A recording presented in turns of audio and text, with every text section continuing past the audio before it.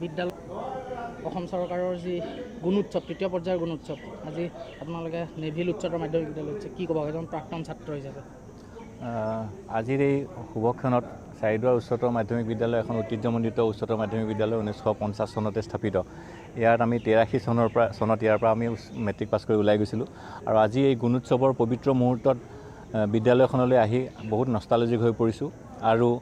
সঁচা কথা ক'বলৈ গ'লে গুণোৎসৱে গোটেই পৰিৱেশৰে উন্নতি সাধন কৰিছে ছাত্ৰ ছাত্ৰীৰ মনত যি শৃংখলাবোধ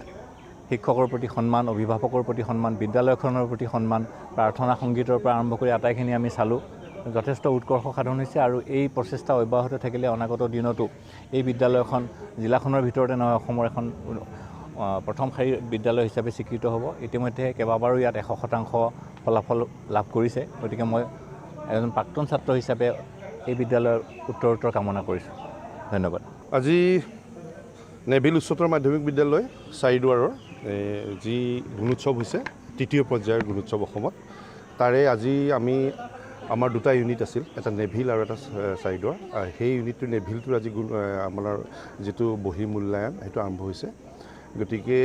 এই মূল্যায়নৰ সময়তে আমি প্ৰাতঃসভা অনুষ্ঠিত কৰিলোঁ আৰু প্ৰাতঃসভাক কেন্দ্ৰ কৰি আমাৰ অঞ্চলৰ গোটেইবিলাক প্ৰাক্তন শুভাকাংক্ষী ছাত্ৰ ছাত্ৰী অভিভাৱক অভিভাৱিকা আৰু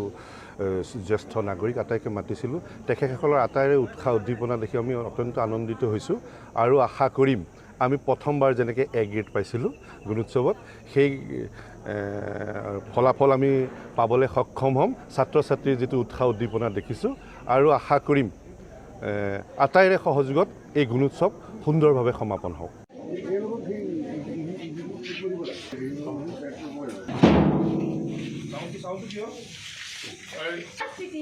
As we know that healthy minds live in healthy bodies. School leader के साथ पहला एक्सरसाइज शुरू कर 1 2 10 11 12